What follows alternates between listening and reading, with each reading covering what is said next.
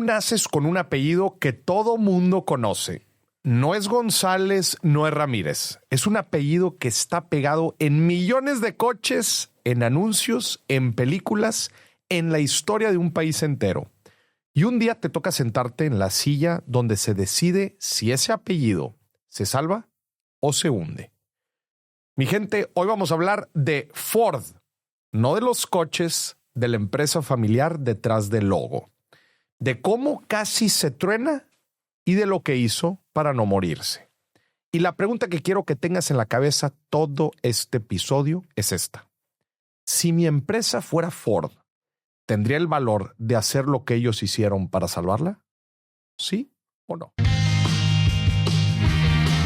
Señoronas, señorones, voy a interrumpir rápidamente este video para decirles que tenemos el objetivo de llegar a 1 millón de suscriptores en nuestro canal de YouTube. Y ya vi que muchos de ustedes no están suscritos al canal. Gente, échenos la mano si les gusta el contenido que estamos poniendo aquí en el canal. Suscríbanse, dale click a la campanita para que les lleguen las notificaciones de nuestros nuevos videos y así podamos llegar a nuestro objetivo del 1 millón. Gracias.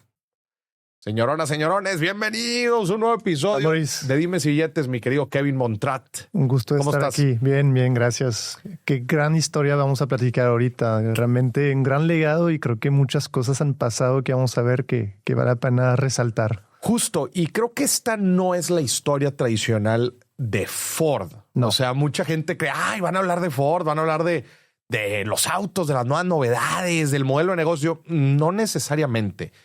Este episodio va más enfocado a las decisiones de una familia empresaria. Correcto. Es una perspectiva que normalmente no se toma, ¿no? Sí, justo. Y vamos a ver lo que está pasando detrás de la escena, como el backstage y realmente la familia, cómo se toman las decisiones y qué ha pasado también, porque como cualquier empresa, pues la historia no siempre es rosa, o pasaron cosas difíciles y han sabido manejarlas y es muy interesante pues entender cómo lo hicieron y que entender también qué hicieron mal en su momento. Claro. Gente, pues les damos la bienvenida oficial a este episodio que va a ser un episodio narrado, va a ser una narración que vamos a estar haciendo. Vamos a hablar otra vez desde la historia de Ford hasta muchas de las decisiones más importantes que ha tenido que tomar hasta la fecha esta familia empresaria. Y acuérdense que este episodio pues es traído a ustedes por nada más y nada menos que Materia Consulting, en donde mi querido Kevin y yo somos socios. Materia Consulting, en donde damos consultoría financiera, estratégica, de procesos, de negocios en general para todo tipo y todo tamaño de empresas. Si quieres saber más información sobre los servicios de Materia, todo el tipo de consultoría que damos, entre a materia.consulting o en la liga que está apareciendo aquí en los comentarios o en el caption de este episodio. ¿Listo, mi Kevin? Empezamos. Vamos a darle. Vamos a empezar con un poco de la fundación de Ford. Es el lugar en donde empiezan casi todas las empresas familiares con un fundador terco. Henry Ford nace en una granja en Michigan, 1863. Su papá quiere lo clásico, que el niño aprenda a sembrar, a arar, a cuidar animales. Pero Henry tiene otro sentido para su vida. Tiene otro trip. Mientras el papá le enseña a manejar el arado, él está viendo las ruedas, las piezas, el mecanismo, la mecánica detrás de toda la maquinaria de campo. No le interesan las vacas, le interesa cómo se mueve la carreta. De adolescente se obsesiona con relojes, los desarma, los vuelve a armar. No por romántico, sino porque quiere entender cómo funciona el tiempo cuando lo metes en engranes. A los 16 años decide algo que para una familia de granja es casi una traición. Se va a Detroit a trabajar como aprendiz de mecánico. Detroit, todos sabemos hoy en día ya que pues es la meca de la industria automotriz, la cuna de la industria automotriz en Estados Unidos. Que bueno, que ha enfrentado muchos problemas ya pues en épocas recientes. La industria automotriz ha sufrido diferentes transformaciones, pero aquí estamos hablando de los meros inicios. No, y fue a lo mejor lo que podemos hoy, el Silicon Valley, la cuna de todo lo que es tecnológico. Pues en su momento Detroit era como la cuna de todo el avance industrial de relación con vehículos, con motores. Eso era hace pues 150 años. Justo. Detroit, Michigan, ¿no? Entonces se muda Henry para allá para ser aprendiz de mecánico. Él no quiere heredar la granja, quiere entender las máquinas. Y aquí se instala la primera idea que va a marcar su vida. Si mejoras el proceso, mejoras la vida de todos. Pues aquí empezamos a entender por qué él era un obsesionado con los procesos, con la industria, con cómo sistematizar y estandarizar la producción.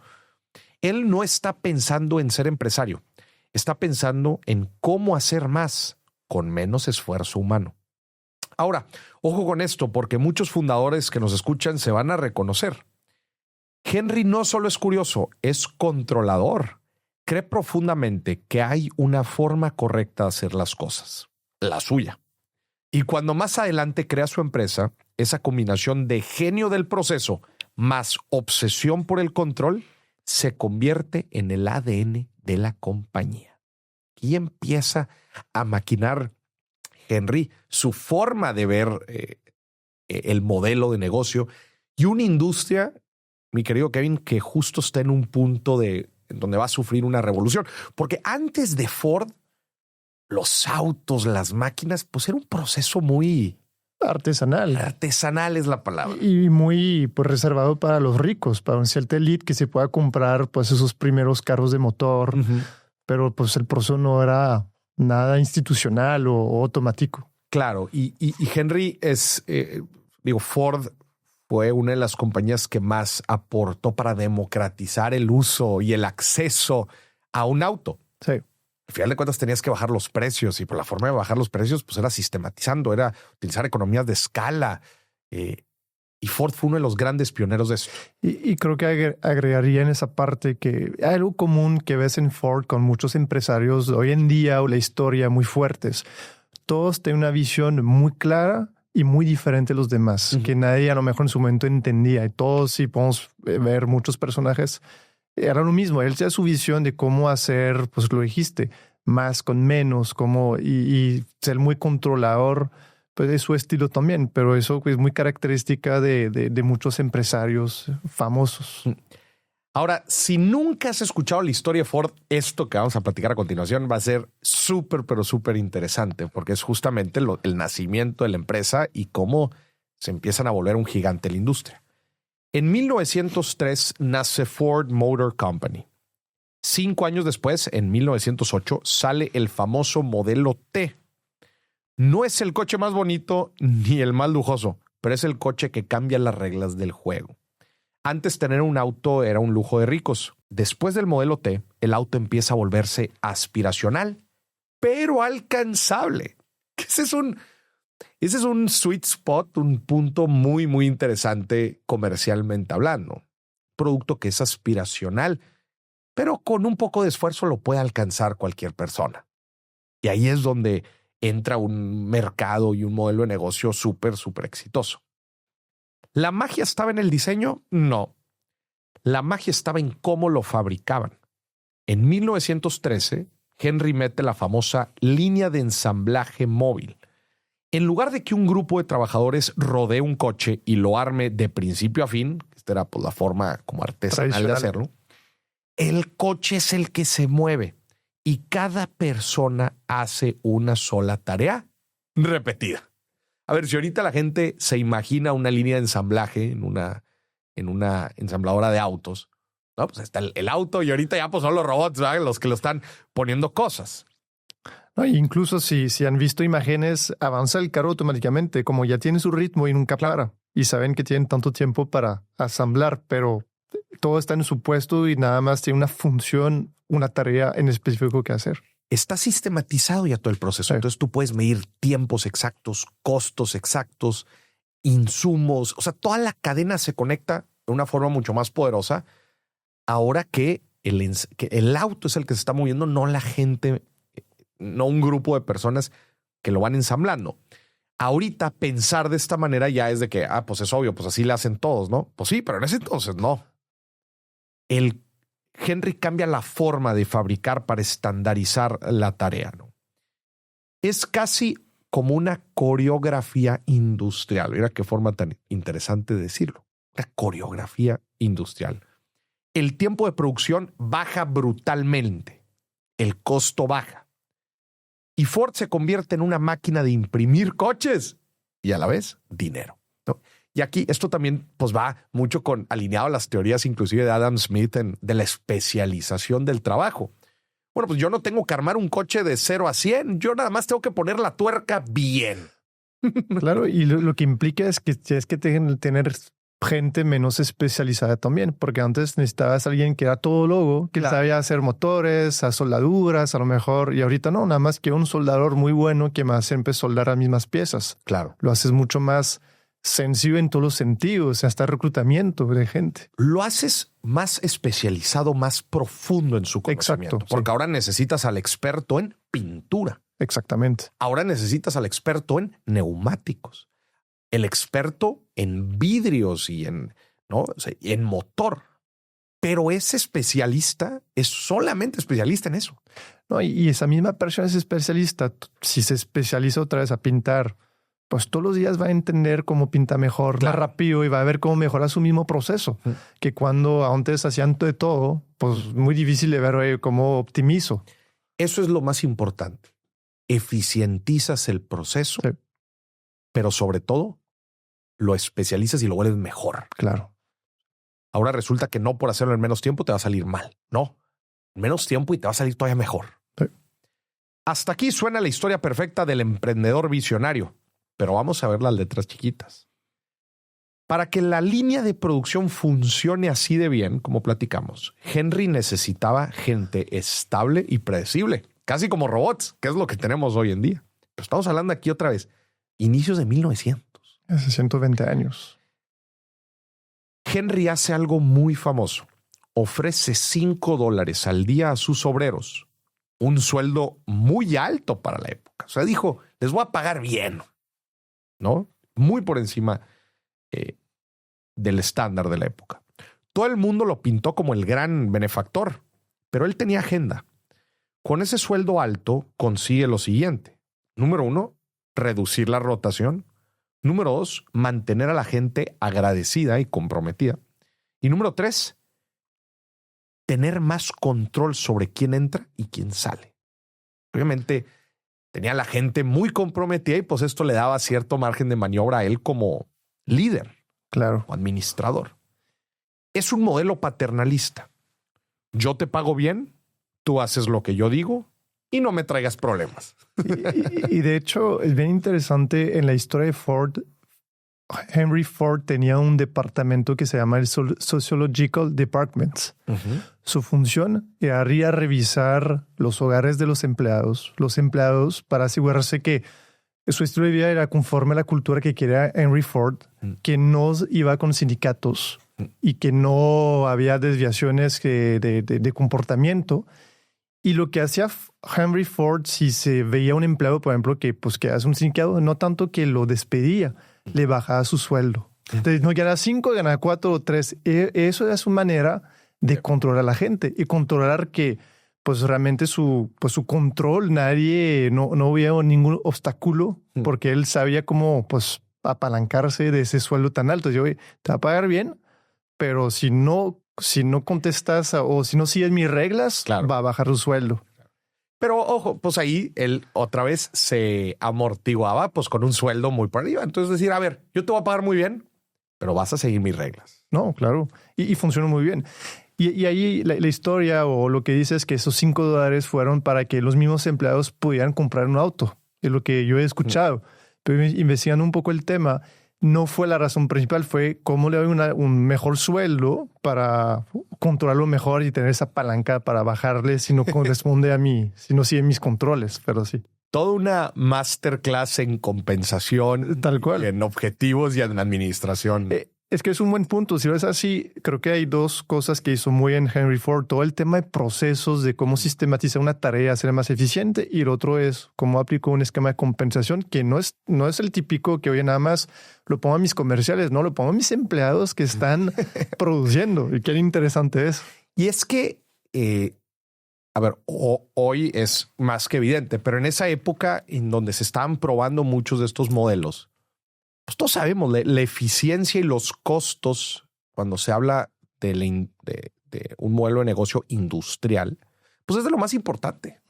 El costo de fabricación, el costo de la planta, el costo de la mano de obra es de lo más importante y es lo que te saca de mercado o te vuelve una empresa muy competitiva. Entonces, qué interesante que pues justo estaba él probando y con estos modelos de compensación. Y más que modelos de compensación, también se vuelve un modelo de control.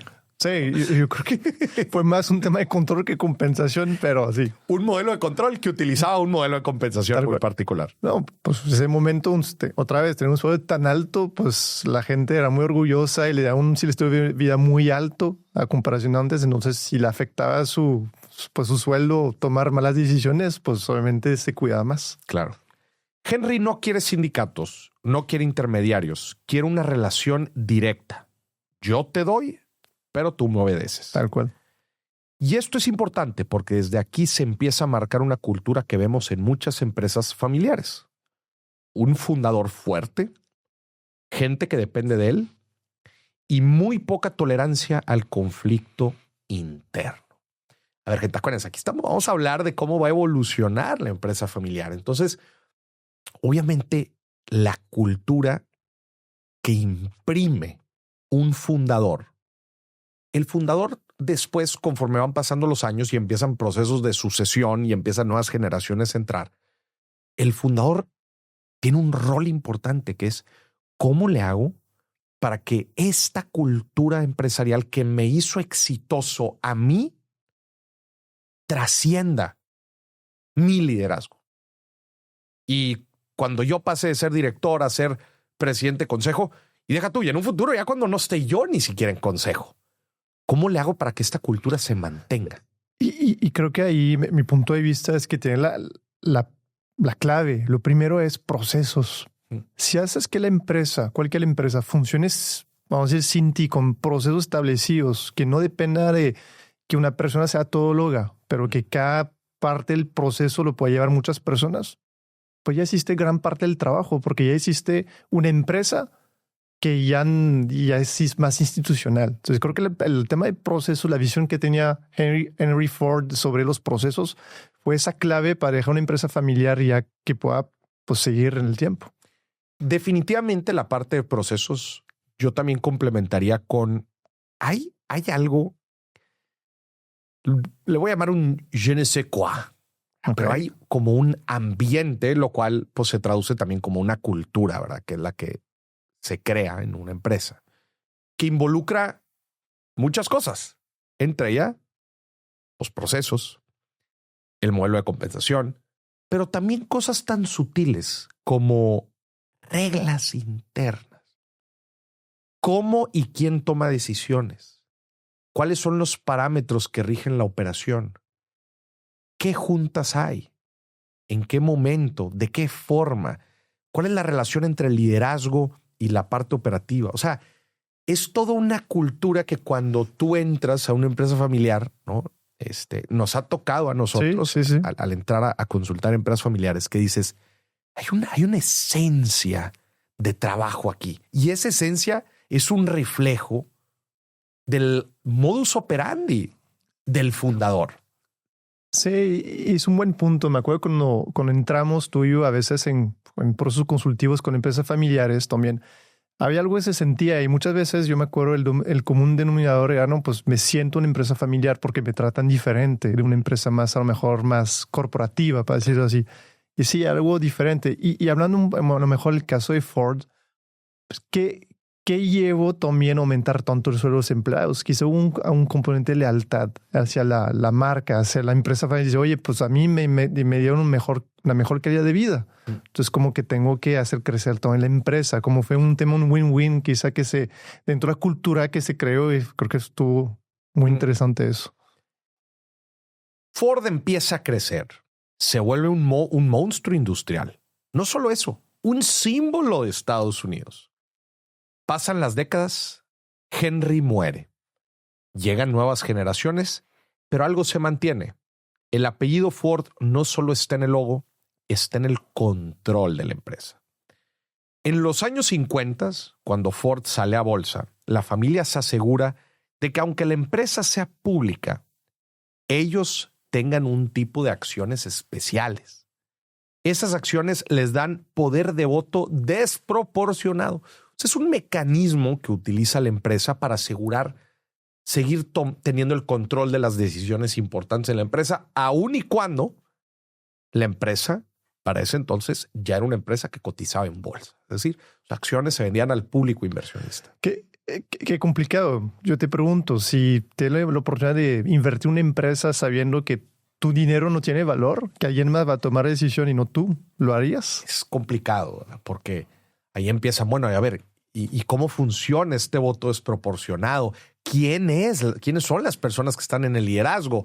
A ver, Henry Ford pudo haber sido un revolucionario, un prodigio en la industria, pero 3 generaciones adelante siguen teniendo el mismo grado de innovación, porque muchas veces empiezas a limitar a la empresa, empiezas si no tienes a la gente adecuada y caes en un punto en donde pues resulta que nada más por tener apellido tienes el control y tomas las decisiones, otra vez te puede funcionar un par de generaciones. 3 generaciones se te hace todavía que pudiera funcionar. Hay veces ni siquiera la segunda la funciona. Sí, yo creo que es una gran pregunta. Primero es entender por qué quisieron quedarse con la mayoría de los votos. ¿Cuál fue la razón? No sé si era un tema de, oye, queremos cuidar el legado de nuestro abuelo, puede ser ahí. Pero todo lo que dices es bien importante. Dice, oye, ¿quiénes realmente están en la tercera generación? ¿Tienen el currículum para tomar decisiones sobre una empresa tan grande? Pues en ese momento era incluso, pues casi empezaba internacionalmente a hacerse conocer. Como que, pues realmente yo no confiaría tanto sabiendo, oye, pues ¿quiénes van a tomar las decisiones? Especialmente en una industria que ha sufrido grandes transformaciones desde el inicio. Desde esta forma en que Ford innovó en el modelo de producción. Pero, a ver, hagamos un poco de un recuento de la historia en la industria automotriz en las últimas décadas o en el último siglo, nada más con eso, ¿verdad? La entrada de jugadores internacionales, cómo de combustible pasas a modelos híbridos, cómo de híbridos pasas a eléctricos y cómo la industria se ha vuelto una competencia feroz en donde los asiáticos tienen su forma de trabajar, los europeos la suya, los americanos la suya. Tan drástico que te subes a un auto de cada uno de ellos y sientes la diferencia. Y más en ese momento. Hoy hay menos diferencia, pero ese momento era muy diferente cada auto con el otro, cada marca. Entonces, sí, estoy de acuerdo. Y la otra que me hace pensar mucho es, imagínate que tienes 40% no me acuerdo el porcentaje que tenían, pero mucha proporción de la decisión, pero poco interés económico. Pues realmente vas a tomar decisiones que tanto te va a afectar a ti económicamente esas decisiones que vas a tomar. Claro. Versus alguien que a lo mejor tiene 40% del capital y muy poca decisión. Sí. Pues quizás no tomas las mismas decisiones con la misma conciencia, vamos a decirlo así. Justo. Entonces, bueno, esto ya empieza a sonar algo delicado. Sí. Las acciones otra vez. Ford sale a la bolsa en los años 50, sin embargo, generan un mecanismo de acciones en las que ellos mantienen un poder de voto desproporcionado. Traducido a español, de pequeñas y medianas empresas, yo quizás ya no pongo la mayoría del dinero, pero sigo teniendo a la mano la palanca importante del negocio. Durante décadas, la familia Ford controla alrededor del 40% del poder de voto, aunque su participación económica es mucho menor. ¿Esto qué generó? Una empresa que le debe resultados a inversionistas, bancos y mercados, pero que en la práctica sigue girando alrededor de un apellido. Y volvemos a la empresa familiar de cualquier ciudad. El típico caso donde la empresa ya factura millones, tiene cientos de empleados, si no es que miles, pero las decisiones importantes todavía se toman en la mesa de la casa del fundador. Y aquí quiero hacer un alto porque quiero empezar a diferenciar los diferentes perfiles de empresarios. Henry Ford, visionario, disruptor, en donde es gente aventurera, güey. Es gente ¿cuál es el perfil de un emprendedor como estos, güey? Rompe barreras, innova, disrumpe industrias. Y controlador, yo creo que también. Claro, o sea, también una forma de trabajo muy dura, pero cuando dices controlador, pues también hay un cierto grado de disrupción, porque al parecer el modelo de negocio de producción que él estaba haciendo era muy diferente a lo que se tenía en la época. No, y justo yo digo controlador porque tenía la visión tan clara de dónde quiere llegar que no quiere obstáculos. Claro. Y por eso yo controlador, no controlador en el sentido de controlador de que nadie me ponga que sea un obstáculo para mi visión. Claro. Eso es el controlador. Pero vayamos al tema también de personalidad, güey. O sea, estamos hablando de un bicho raro, güey. Sí, para la época, 100%. Es una persona que inclusive hasta podría ser difícil relacionarte con ella, ¿no? Hoy en día pienso en un Elon Musk. O sea, estás hablando son bichos raros, innovadores, controladores, justo controladores, como tú dices, para hacer realidad esta visión tan loca y diferente que tienen. ¿Por qué lo estoy describiendo así? Porque ahora quiero que piensen en sus hijos y en sus nietos. La diferencia en perfiles, güey. Especialmente otra vez en una industria hiper agresiva, güey. Entonces, tú estás esperando, güey, que este hijo o este nieto en condiciones de vida hiper diferentes a los que le tocó a Henry Ford, con una personalidad, pues por mera probabilidad, sumamente diferente a la de su fundador, ¿estás esperando que siga tomando decisiones igual de efectivas que Henry Ford? A mí se me hace bien delicado. No, es muy difícil porque no naces con esa visión, no naces ni siquiera con esa misma hambre. Ya lo platicamos. Un personaje como Henry Ford, pues nació en el campo, seguramente con condición de vida muy modesta o pobre incluso. De otras ganas que la siguiente generación que ya le fue bien, por ejemplo. Y pasa mucho en empresas familiares donde la primera generación es la que construyó todo y la segunda la que hay que mantener, pero las ganas no son las mismas. La visión no es la misma. ¿Cómo haces de generación tras generación para mantener ese mismo hambre, esa misma visión, esa misma ganas de crecer, romperla con condiciones diferentes, como te dijiste, de mercado? ¿Qué cambia? Yo creo que una de las principales cosas que tienes que hacer es admitir que no son la misma persona de entrada, güey. Sí. Porque el admitir ya te da un cierto grado de conciencia de la situación y dices, bueno, a ver, partamos de esto. ¿Qué es lo mejor que podemos hacer? Y aquí yo quiero meter dos datos bien interesantes, que uno es esta famosa cifra de un consultor español de qué porcentaje de las empresas familiares tienen un proceso de sucesión exitoso de la generación 1 a la generación 2. No me acuerdo. ¿Te acuerdas el dato? 12%. O sea, solamente el 12% de las empresas familiares sobrevive la segunda generación. Sobrevive un proceso de sucesión de la primera a la segunda generación. O sea, del padre al hijo. Es bajísimo. Bajísimo, güey. Y el dato número 2, bueno, no es un dato, sino es este famoso dicho coloquial de padre millonario, ¿cómo es? ¿Te acuerdas? Padre millonario, hijo pobre, pero algo así como era. Hijo pobre y nieto pordiosero. A ver, déjamelo. Sí, lo he escuchado no, es padre comerciante, hijo caballero, nieto pordiosero. A ver, vamos a ver qué dice aquí la guía sobre esta frase. La frase la frase padre millonario, hijo caballero y nieto pordiosero, o variantes como padre rico, hijo flojo, nieto pobre, ese es al que iba, describe el ciclo común donde la riqueza creada con esfuerzo por una generación se pierde por el derroche o la falta de esfuerzo de las generaciones siguientes, ya que el hijo cómodo no valora el trabajo del abuelo y el nieto termina sin nada, ilustrando la dificultad de mantener la fortuna a lo largo de generaciones por la falta de educación y cultura de trabajo. Híjole. Y sigue pasando hoy en día. Muy bien. Sigamos, que aquí vamos a hacer un salto cuántico, salto temporal gigante. Brinquemos casi 100 años. Acordémonos de los inicios del siglo XX. Brinquemos 100 años. Henry Ford ya murió. La empresa ya pasó por guerras, crisis, éxitos, fracasos.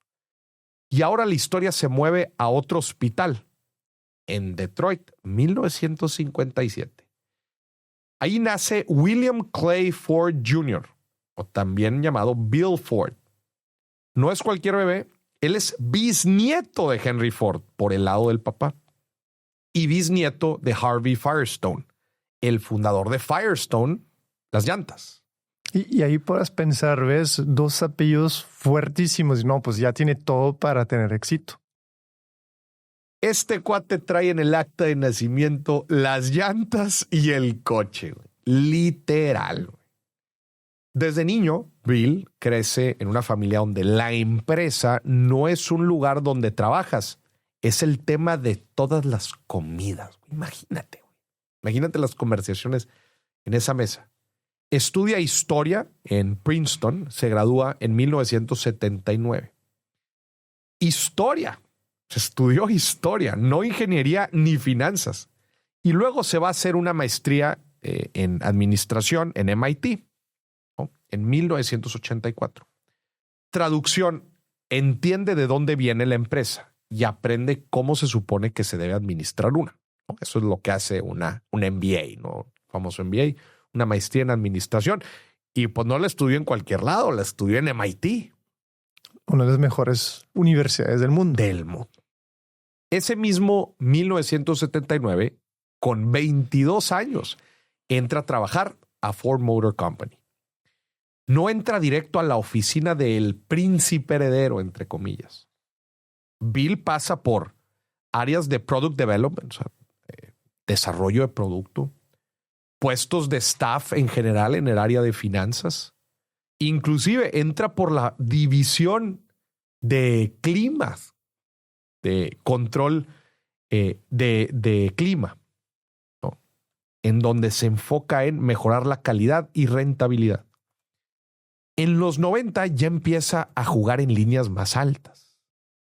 En En 1990 está en estrategia del grupo automotriz, que el departamento de estrategia pues, es de los más interesantes porque está analizando en general la empresa. Uno de los más cercanos a la dirección general. A la dirección general, exacto.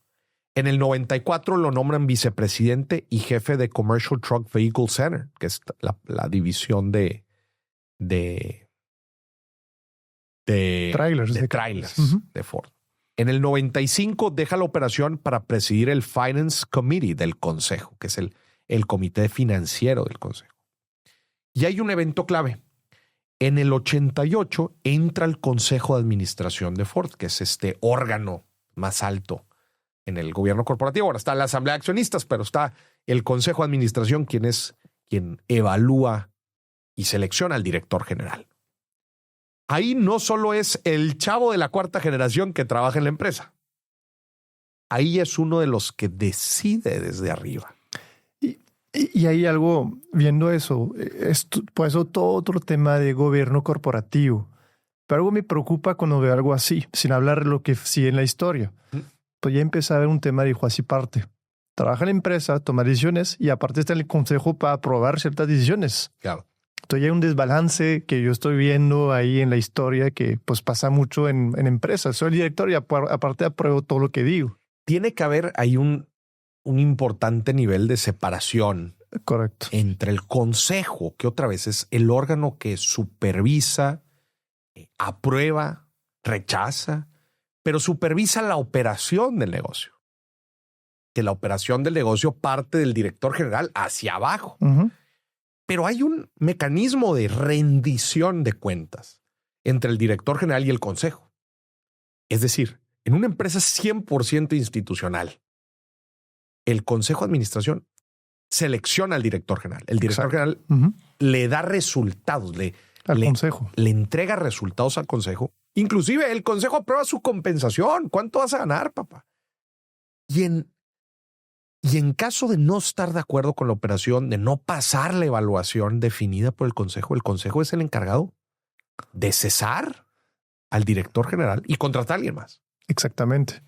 Y justo ahí, digo, hay que tener mucho cuidado en ese tipo de situaciones porque otra vez, juez y parte. Yo soy quien va a aprobar mi propia compensación. Como tú dices, ¿quién va a aprobar si mi desempeño fue bueno o no fue bueno? Entonces tienes que tener un gobierno corporativo muy, muy fuerte y muy institucional para asegurar que no haya pues, ese problema de juez y parte que puede pasar en otras empresas. En 1999, Bill Ford es seleccionado como el presidente del consejo. Que aquí es el rol más importante en la junta. A partir de ahí, Bill Ford es oficialmente la cara de la familia frente a toda la empresa. Y justo en ese momento, Ford Motor Company entra a una etapa complicada. Acordémonos, 1999. Está a punto de detonar la industria. El mercado norteamericano se está llenando de SUVs. El boom de las SUVs. Toyota, Honda y otros japoneses traen calidad y eficiencia al máximo. La cultura interna de Ford está pesada. Muchas políticas, muchos feudos internos. Y ahí también, ¿qué pasa incluso a nivel de países? Los países más viejos pues acumulan años, siglos de leyes que se van acumulando y eso lo podemos hacer a comparación con las políticas. Oye, la empresa tiene 100 años. Pues cuántas políticas debe haber que se acumularon. Entonces se vuelve muchas veces empresas muy burocráticas, claro, y más complicadas de navegar de una forma. Que luego me imagino que en muchas partes de la operación de Ford la gente se preguntaba, oye, ¿por qué es que hacemos esto? ¿Por qué tienen que pasar 5 aprobaciones para poder tomar una decisión? No sé, hasta me imagino el mismo lugar de trabajo de que ¿por qué esto es así? Y la gente respondería una y otra vez. Bueno, pues es que así lo hemos hecho por 50 años. Sí, y ya no está el fundador para explicar la razón del por qué. Claro. O quizás ya pasó, ya caducó. Esa política debió de haber caducado hace años. Y lo que dices es bien importante. Lo hemos visto en veces en empresas. ¿De por qué haces eso? No, pues siempre hemos hecho así. Pues si alguien te pregunta eso, le contestas eso, seguramente es momento de cambiar la regla, porque claro, ya no hace tanto sentido. Encima estalla una bomba familiar, el escándalo Firestone Ford. A finales de los 90s y en el año 2000, las llantas Firestone que traían muchos Ford Explorer empiezan a fallar. El auto Ford, la camioneta Ford Explorer. Esto provocaba accidentes, volcaduras y cientos de muertos y heridos. En agosto del año 2000, Firestone y Ford anuncian un recall, es decir, llaman 6.5 millones de llantas. De regreso, papá, a ver, vuélvenlas a traer, que hay un problema. Esto es uno de los más grandes de la historia. Estos famosos recalls en la industria automotriz pues, son muy fuertes, ¿verdad? Porque es cuando lanzan al mercado algún producto o hay veces hasta un auto y después empiezan a notar ciertas fallas que quizás no tenían en el radar y por tema regulatorio tienen que regresar los autos. No, y hay recalls más fuertes que otros. Uno donde hay cientos de accidentes mortales, te pega en tu reputación, obviamente claro, te pega en tus ventas, se vuelve un escándalo muy fuerte. Hace poco, pues Boeing ha tenido uno de esos. Claro. Sabemos que pues, le pegó fuertemente. Fuerte, que justo por regulación tenían que no volar. Durante 2 o 3 años, no me acuerdo el tiempo. Un cierto número de vuelo, un cierto tipo de avión. Sí. El 737 MAX. Justo. El 737 MAX, justo. Muy bien. Esto hace que el precio de la acción de Ford se parta casi a la mitad entre agosto del año 2000 y mediados del 2001. La mitad, güey. O sea, perdió la mitad de valor. Un solo escándalo. Y en medio del pleito público entre Ford y Firestone, el CEO de Ford, que en ese entonces era Jacques Nasser, sale del cargo en el 2001. ¿Quién crees que entra? Pues nada más y nada menos que Bill Ford. Además de presidente de consejo, güey. Dice, pues, yo le entro al quite. Otra vez regresamos al tema de juez y parte. Está en el consejo, oye, buscamos un nuevo CEO. ¿Quién levanta la mano? Pues Bill aquí en el consejo y yo le entro. Yo le entro. ¿Quién vota por mí? Digo, hablando. Qué locura, güey. En el 2001, octubre del 2001, Bill Ford asume el cargo de CEO y además de presidente del consejo. Ahí arranca de verdad nuestro personaje. Ya no solo es el bisnieto simbólico, ahora es el hombre que se sienta en la silla donde se decide si el apellido se salva o se hunde. Aquí algunos datos duros del contexto en el que Bill toma el timón de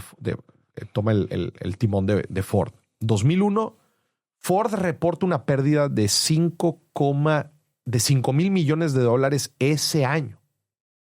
Entre el año 2001 y el 2006, el periodo donde el CEO de Ford, el periodo donde él es CEO, Ford acumuló pérdidas de alrededor de 7.000 millones de dólares.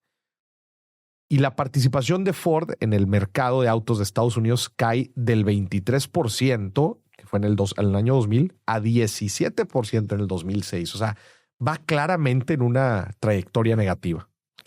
Qué situación tan compleja y la presión que tiene quien sea, pero Bill en particular teniendo el apellido de la marca. Güey, qué duro, o sea, después de todo el legado, todo lo que tu apellido representa, tú eres el presidente y además eres el CEO, o sea, a nadie le queda duda de que los resultados están siendo generados por ti.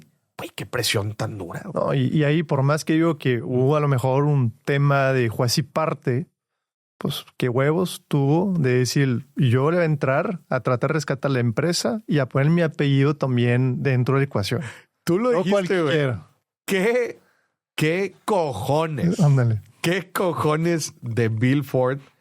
Porque otra vez, con el riesgo de arruinar la historia empresarial de tantas generaciones arriba de ti, decir, güey, yo me las aviento de todas. O sea, cero cauteloso, güey. ¿No? Recordemos esto.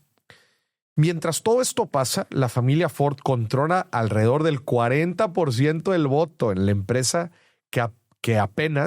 con apenas entre el 2 y el 5% del capital. O sea, para este punto, Ford, la familia, sigue controlando el 40% del voto. Siguen teniendo el control. O sea, Bill no solo es el CEO, es el CEO respaldado por una estructura de gobierno corporativo hecho para que su familia mande. En el 2006, después de la salida de una directiva importante, que es la jefa de operaciones, Jim Padilla, Bill incluso asume también el rol de presidente y COO unos meses, que es el jefe de operaciones. Ya es CEO, COO, presidente del consejo, está también dentro de la estructura familiar de gobierno corporativo, ya tiene todo. Todo esto antes de anunciar que deja la dirección ejecutiva y trae a Alan Mulally ese mismo año. O sea, Bill sigue diciendo yo las puedo de todas a todas, con su contexto, con su historial, con su bagaje, con su experiencia, con su educación, todo lo que tú quieras, pero ya se me hace que es mucho. A mí se me hace que es donde ya su apellido ya pesó mucho. Por tener ese apellido le dan chance de hacer muchas cosas. En cualquier otra empresa que no tenga ese componente familiar, sí, no pasaría. ¿Cómo que vas a hacer 3 puestos a la vez una empresa tan grande? Sí. No, imagínate. Y es que, a ver, te imaginas, vamos a tratar de imaginarnos una escena, güey, dentro de las oficinas de Ford, en donde llega así una persona y te dice oye, necesito que me entregues esto, necesito que hagas esto, que compres esto, necesito que corras o contrates esto, lo otro, ¿no? Y en su camisa tiene bordado Ford. No, o sea, no la marca de la empresa. El apellido. El apellido de esa persona. Güey, ¿qué haces? ¿Te atreverías a decirle que no? No, obviamente no. ¿De qué estás hablando? O sea, el apellido es historia americana pura. No, y más si sabes, pues otra vez, no, él aparte está en la familia que controla 40% de las decisiones. No nada más es el CEO, es el que ve todo. Sí. Obviamente. ¿Alguna vez has sentido que las noticias de economía están hechas para que nadie las entienda? No es casualidad, los economistas y los medios te llenan de tecnicismos, como si quisieran que pienses que esto no es para ti. Y claro, si no lo entiendes, ¿por qué debería importarte? Pero la verdad es que sí te afecta. Lo que pasa en Wall Street, en China, en Rusia o en Palacio Nacional termina impactándote directo en tu cartera. Por eso creamos el Billetazo News, un newsletter diario donde agarramos esas noticias complicadas y te las explicamos con peras y manzanas. Claro, directo y hasta con humor, para que entiendas qué está pasando y tomes mejores decisiones con tu dinero. Y todo esto sin usar palabras como anatocismo o fungibilidad, porque neta, ¿quién chingados habla así? Lo mejor de todo es completamente gratis. Solo tienes que escanear el código QR que ves en pantalla o ir a elbilletazo.com. Te dejo la liga en la descripción. Por fin, las finanzas dejaron de ser un secreto de unos pocos y ahora son chisme para nosotros los otros. Y gente, justamente en este momento en donde inicia el verdadero caso de esta historia que estamos platicando, en donde Bill otra vez asume estos dos roles: presidente del consejo, director de operaciones, y contrata a una nueva persona como CEO. Pero otra vez, él está como CEO, deja el puesto, ahora es COO, pero también es presidente del consejo. Pareciera, ¿no? Así, sin mucho contexto, pareciera que está tomando decisiones un poco precipitadas, o por lo menos podemos ver que son decisiones bajo un contexto que no está saliendo como él quiere. Sí, creo que está en una crisis, es muy difícil navegar una crisis y está tomando decisiones a lo mejor muy, pues con lo que tiene información en ese momento y trata de navegar dentro, pues esa incertidumbre que está pasando su empresa. Los problemas no explotan de un día para otro, se van acumulando. Modelos que no conectan, márgenes que no se aprietan, competidores que van avanzando. Todo esto hasta el 2006. En ese año, Ford registra más de $12,000 millones en pérdidas. La acción cae, los analistas hablan de quiebra y los titulares se van a la yugular. Pero lo fuerte no es el número, es lo que revela. Años de decisiones tibias, proyectos sostenidos por orgullo y una cultura donde nadie quería dar malas noticias. En las juntas todo se ve bien. Láminas bonitas, gráficas en verde, el aguanten tantito más, y mientras tanto el estado de resultados gritaba lo contrario. 2006 fue cuando la realidad ya no cupo debajo de la alfombra. Madre, pues es que también es un momento peculiar en la historia del mundo. Viene una recesión de unos años después. Un par de años después. Pero otra vez, la industria ya tenía una transformación muy importante que ya no daba para seguir aparentando que todo estaba bien. No, y otra vez aquí lo dice la investigación, el caso es, tus números te están diciendo que no vas bien, no nada más un año. Año tras año te dicen que no vas bien y tú sigues terco, dices, no, voy en el camino correcto. Voy a un punto donde, pues no, es que a ver, perdóname, pero ya tienes 5 años de rojos. Y ya no creo lo mismo. Y junto con la cultura que decía tomar el caso de, oye, nadie dice las cosas como deben ser. Como que es parte también de esta cultura, como lo platicábamos, en donde, oye, creo que es mejor si nadamos de muertito, ¿no? Y no des las noticias malas. Tú nada más sigue diciendo que todo está bien y no pasa nada y la dirección, ¿no? O sea, como que es parte igual del ADN de cómo se iban tomando las decisiones. Y creo que lo peor para una empresa, más que vamos a ir a tener estados de resultados negativos que pueden ser momentáneos, es cuando no tiene esa transparencia en la gente, que no te lleguen las malas noticias cuando haya una, que te tratan de, no tanto de esconder, pero pues mejor vamos a decir la buena, la mala, vamos a ver si con el tiempo ya no se ve. Es el síndrome del rey desnudo. Okay. ¿Lo conoces? No, a ver, cuéntame. Es esta famosa historia en donde el rey está desnudo, pero nadie se atreve a decirle que está desnudo. Yeah. Entonces él sigue actuando como si nada. Claramente todos se ríen y se están burlando de él, pero nadie de su gente cercana se atreve a decirle los problemas. Y ahí me acuerdo de, creo que era un libro del coach de Serena Williams que se llama Patrick Mouratoglou, que es francés. Y muy interesante porque me acuerdo muy bien esa parte del libro que decía de cómo tú dices a una Serena Williams, en ese caso, que le está haciendo mal. Que oye, no le sé mucho en tenis, pero su técnica no es correcta. Tiene que ser una Serena Williams. ¿Cómo le dices eso? Hacerlo paralelo con un Ford. Como que, ¿cómo le dices que le está haciendo mal? Y a él dice es que por más que me da mucho dinero estar con Serena Williams, se tiene una posición de ser su coach. Si no le dices las cosas como son, no eres un coach. Tu puesto, tu posición es decir la verdad. Si no, no mereces tu puesto, básicamente. Y eso, ya no tienes que tener miedo que te corran, básicamente. Ya. Si tienes miedo que te corran, se está haciendo mal tu trabajo. Yeah. Porque eso te impide decir la verdad cuando es necesario. ¿Qué haces tú, Kevin? Esta es una pregunta de personal. ¿Qué haces tú cuando llegas a una empresa? Estás consultando y justamente empiezas a identificar este tipo de cosas, ¿no? O sea, oye, hay muchas banderas rojas que no están llegando a la parte de arriba de la toma de decisión, no están llegando a los directivos y todos como que hacen como si no hubiera ningún problema. ¿Qué haces tú para justo dar estos mensajes fuertes? Porque a veces como consultor no es tan fácil, güey, porque tú eres el nuevo, tú eres el que acabas de llegar y muchas veces debes tener el contexto completo para poder dar estos mensajes. Claro, y rezo el ejemplo de Serena Williams. Como consultor, nuestro rol es decir la verdad. No importa si al cliente no le guste, obviamente está la manera. Pero ahí para decir la verdad y decir justamente justificar todo, pues es documentar todos los hechos lo más que se pueda. Y hay dos tipos de hechos. Los soft, es decir, oye, vamos a hablar con cada uno de las personas clave de forma independiente, entender qué está pasando, hacer nuestro propio diagnóstico. Lo que no se dice que nos diga a nosotros como tercero imparcial.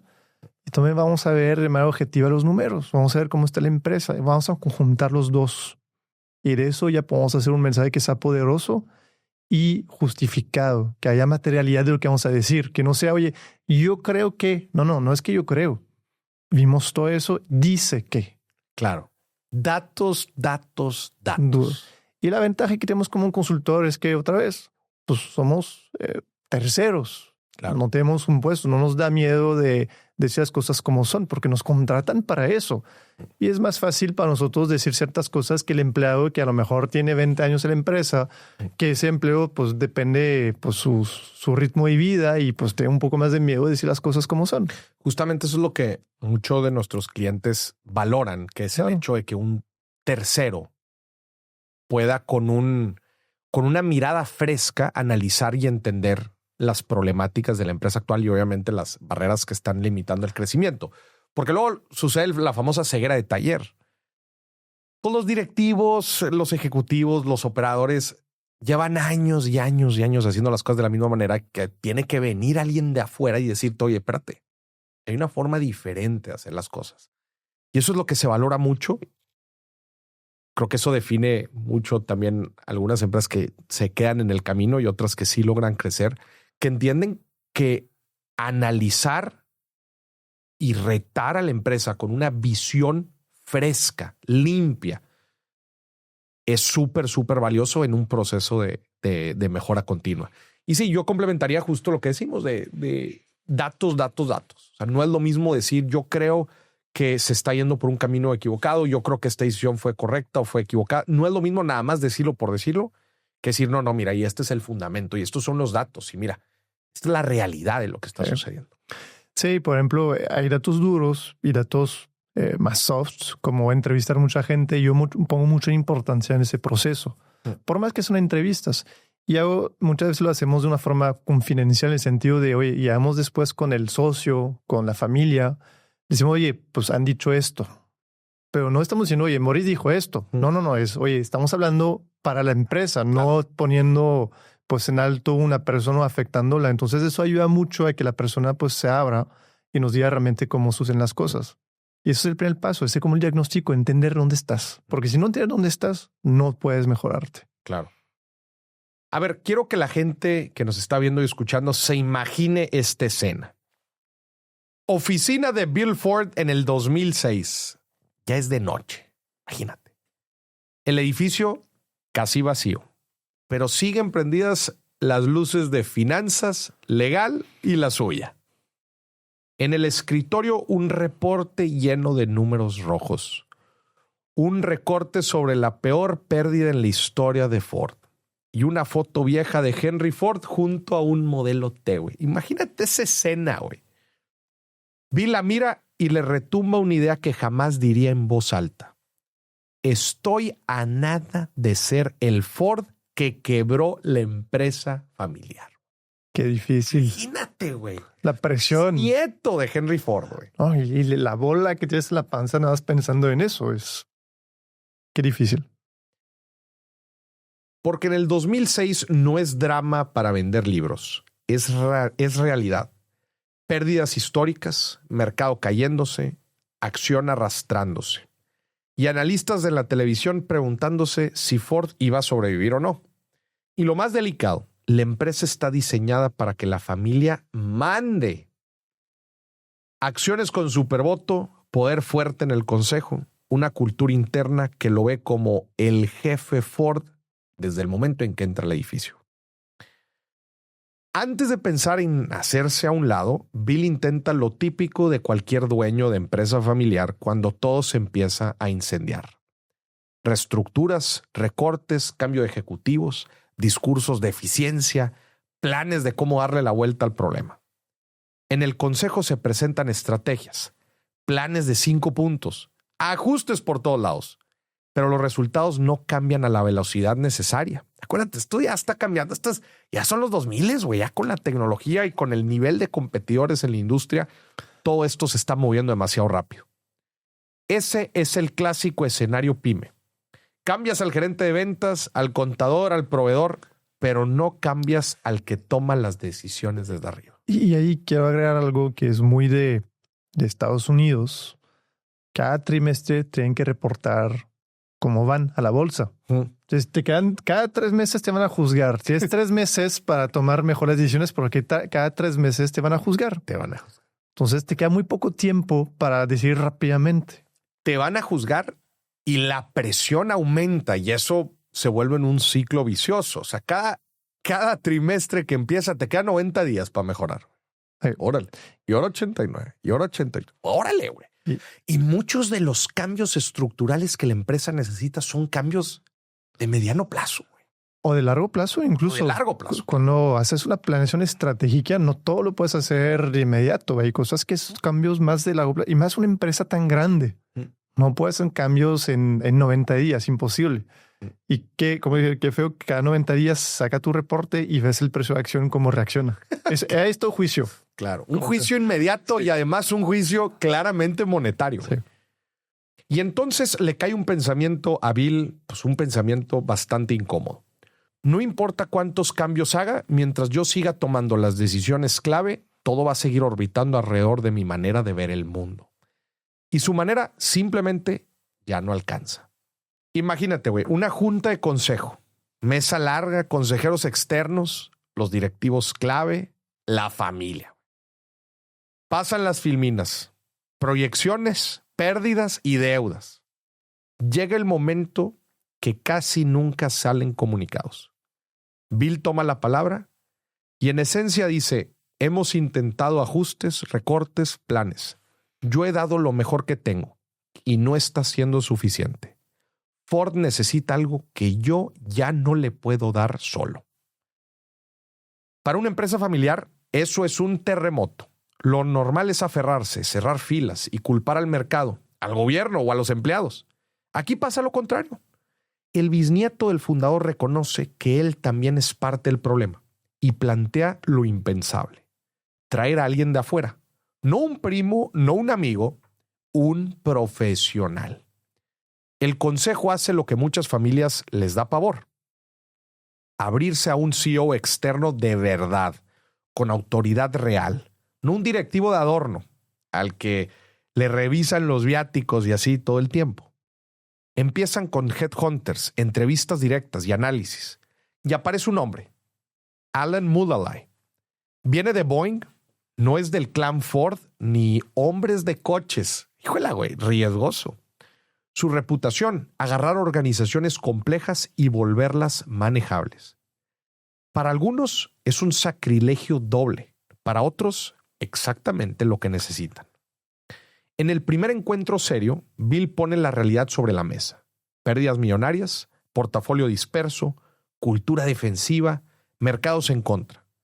Y Mulally no llega como el superhéroe, llega como alguien que entiende el tamaño del monstruo. Yo sé liderar procesos de cambio en organizaciones grandes, pero si esto va a funcionar, necesito dos cosas: autoridad real para decidir, y que tú, Bill, me respaldes incluso cuando a tu familia no le gusten mis decisiones. Porque sin eso, el CEO externo solo es un fusible que se quema y ya. Y ahí está el gesto de fondo: no solo traer a alguien de fuera, sino soltar el volante de verdad. Híjole, güey. Eso es la clave. Es decir, cuando realmente estás soltando al CEO el volante de tu empresa sin poder, realmente ya diste tu confianza y lo seleccionaste y decir, pues dale, pon tu visión. Eso ya es cuando ya haces el brinco de ser realmente institucional, porque por lo que vemos, antes realmente la familia es quien tomaba las decisiones, no era el CEO. Y entonces seguramente pues, las decisiones no fueron tan drásticas como Ford lo necesitaba en su momento. Claro. Entonces lo que dice ese nuevo que va a entrar, Bill, dice pues o me ayudas a que yo pueda tomar las decisiones o no entro. Es radical. Pues, es que también es un tema ahí reputacional, güey. Es decir, a ver, me estás trayendo a mí para darle la vuelta a esta empresa. Pues es una responsabilidad gigante. Y si no lo logro, el único que me va a quemar soy yo, güey. Pues dice, a ver, le entro al reto, pero necesito que me asegures estas dos cosas. Y de entrada, una de las más importantes que es: no te vas a meter en mi camino. Sí, y justo me hace pensar historia de Carlos Ghosn, que fue el ex CEO de Nissan y Renault. A lo mejor nos tocará platicar de ese personaje en algún otro capítulo muy interesante, pero cuando entró, se fue a Japón para pasar a Nissan, no le quieren dar la confianza, no dicen para tomar decisiones, porque pues Nissan era japonés. Y Carlos Ghosn dijo, denme 18 meses. Si en 18 meses los cambios que no hago no son positivos, yo me voy. Pero denme 18 meses para tomar las decisiones que yo quiero tomar y creo que son las correctas. Y le dan chance y yo la vuelta. Pero justo es eso, es cuando tú te dan esa posibilidad de hacer realmente lo que es necesario, pues puedes hacer muchas cosas buenas. Y justo, ¿por qué decimos que este es el modelo de una empresa 100% institucional? Y aquí quiero diferenciar pues las dos maneras de trabajo, seamos sinceros, de una empresa familiar con una empresa 100% institucional. La familia involucra un tema de emoción y sentimientos que, ay, güey, pues en la mayoría de los casos la neta es que se mete en un análisis objetivo y una toma de decisiones objetiva. Y agregaría nada más para completar dependencia en la empresa. También. Que es clave. Que se relaciona con la parte emocional. Claro. Y si los ingresos de la familia muchas veces vienen de esa sola empresa, entonces todas las decisiones son bien importantes. Entonces, esta manera de traer a alguien externo y darle responsabilidad y darle autonomía es en muchas ocasiones quitarle esta emoción a la toma de decisiones, esta dependencia en la toma de decisiones, y dejar que un profesional con una mirada objetiva, estable y cero sesgada entienda cuál es el problema y trate de darle la vuelta. Eso es justamente lo que... Y es lo que platicamos ahorita del ejemplo de la consultoría. Pues nos contratan para también dar una visión objetiva. Seguramente lo que hicieron con ese CEO nuevo también. Pero además, me has dicho, oye, ¿por qué no contratan a más consultores? Sí, pero la familia tiene tanto peso que a lo mejor todas las decisiones o las cosas que los consultores mostraban, pues no quieren tomar decisiones correctas. Se entra CEO, dice, yo voy a entrar, voy a revisar realmente lo que está pasando, pero aparte me das el poder de actuar. Claro. Que es lo que antes no tenía. No, imagínate si le quitas esa facultad, güey. No, pues ¿para qué? Una pistola sin balas, güey. Sí, pues ¿qué va a hacer? Va a ejecutar lo que piensa que es correcto la familia y ya está ahí. Claro. Vas a querer tener muchas iniciativas, pero al final de cuentas se te va a cebar. No vas a poder avanzar dentro de tu idea también de cambio, ¿no? Porque otra vez, empresas en estas situaciones requieren cambios drásticos, güey, cambios profundos, cambios fuertes. Si no tienes ese respaldo, güey, la verdad es que te vas a quedar en el camino. Sí, y muchas veces pasa el paralelo con pymes y demás. Pues uno tiene miedo de perder el poder a pasar a alguien que no sea la familia, o tiene miedo y dice, oye, pues no estoy dejando a mis hijos, estoy dejando a alguien más. Pero también pues tienes que tomar la mejor decisión que sea para tu empresa, para tu futuro. Y no necesariamente es quitarte poder. Pues dime, tú tienes más poder tener una empresa de 1,000 millones con mucha utilidad, pero estando en el consejo, o tener pues una empresa que tiene factor a lo mejor 10 millones con poca utilidad siendo el CEO. ¿Qué prefieres? Claro. ¿Dónde tienes más poder? En septiembre de 2006, Ford anuncia que Alan Mulally será el nuevo CEO. Bill Ford se queda como presidente del consejo, pero deja la dirección general. Para el mercado el mensaje es claro. Esto va en serio. Para la empresa es histórico. Por primera vez el apellido se hace a un lado de la operación diaria. Y para cualquier negocio familiar que lo vea desde afuera, la lección es brutal. No es vender la empresa, no es abandonar el barco, es cambiar de rol. Pasar del yo manejo a yo cuido el rumbo y elijo al piloto correcto. Que regresamos al gobierno corporativo. El consejo decide quién va a ser el piloto, pero mantiene el rumbo claro hacia el futuro de la empresa, tal cual.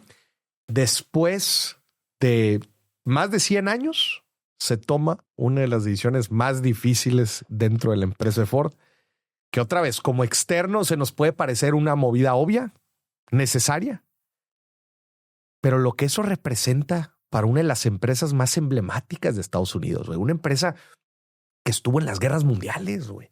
Una empresa que fue el orgullo de los americanos y de la forma en que se democratizó uno de los instrumentos más utilizados por el ser humano. O sea, es un cambio también a nivel ego, güey. No, claro, para la familia obviamente le pega ese tipo de decisión.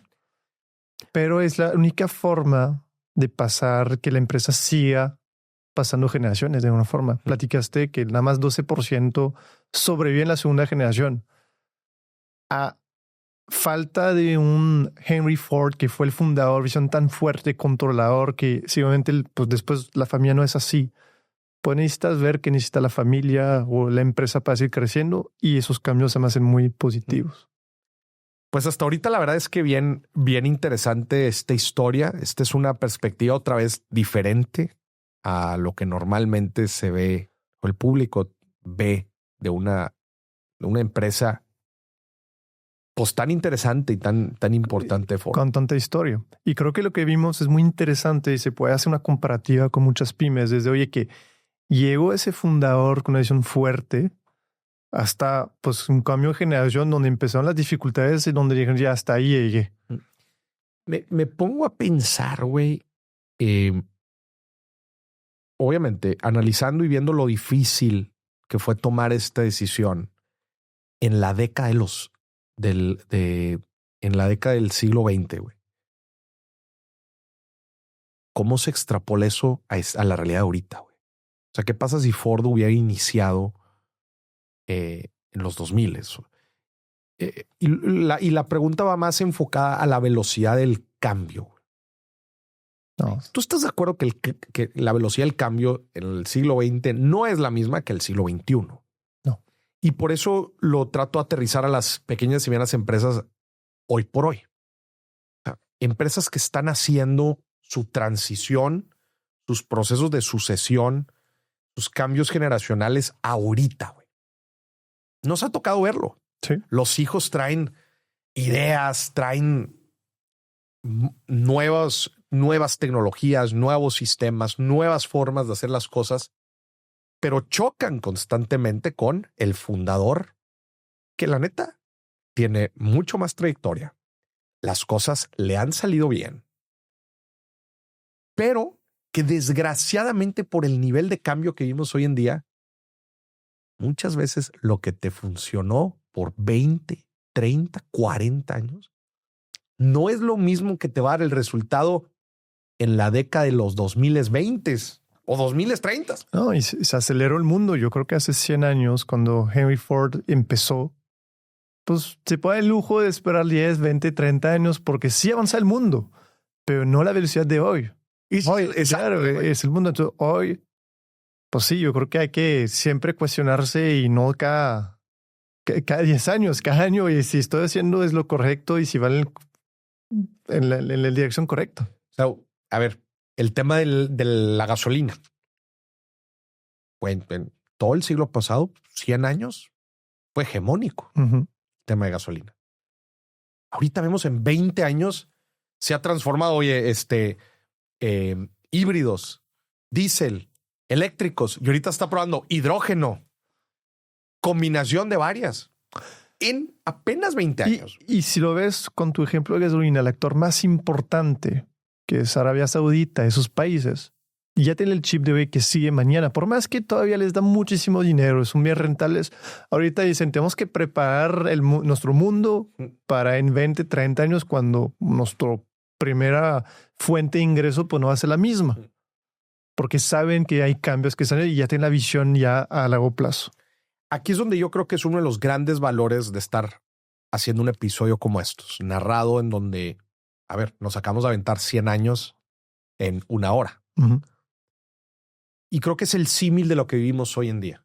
Todo el proceso de sucesión y de cambio generacional y de gobierno corporativo que vivió Ford en 100 años, hoy ya no nos podemos dar el lujo que duren esos 100 años. Hoy estos procesos tienen que ser rapidísimos. Obviamente no. Igual la gente va a decir, bueno, Maurice, yo no tengo la empresa del tamaño de Ford. Pero bueno, del tamaño que sea, son problemas estructuralmente iguales. Sí, la decisión que toma una familia dentro de un negocio, también la no reactividad de a veces de, oye, es que no tengo la persona correcta, pero como de la familia, déjale de ahí chance. No, pues hay que saber tomar las decisiones también rápidamente para pues, ayudar a la empresa a seguir creciendo. Claro. Y eso creo que es lo más complicado porque mezclamos temas emocionales, temas de familia, temas de diversos que son complicados. Señoras y señores, aquí vamos a hacer una pausa y aquí termina la parte 1 de esta gran historia de la empresa familiar de Ford Motor Company. Aquí claramente termina en el 2006 con Alan Mulally como nuevo CEO, primer CEO externo. Y aquí inicia una nueva etapa, pero vienen retos gigantes para la empresa.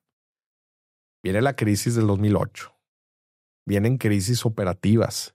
Vienen decisiones importantes. Viene todavía 2 décadas pues muy fuertes, que vamos a ver también cómo va funcionando esta dinámica entre CEO externo y familia empresaria. Todo esto lo vamos a seguir platicando en la parte número 2 de esta historia de Ford. Gracias. Gracias por acompañarnos. Otra vez, si quieren más información sobre Materia Consulting y los servicios que damos a todo tipo de empresas, desde planeaciones estratégicas, eficiencia operativa y institucionalización corporativa y financiera, ahí está la liga en la descripción de este video. La puede ver aquí abajo. Entren ahí, vean más información, pongan la información de su empresa y platique con nosotros para ver cómo es que le podemos ayudar. Gente, gracias por acompañarnos. Nos vemos en la parte número 2. Bye, bye.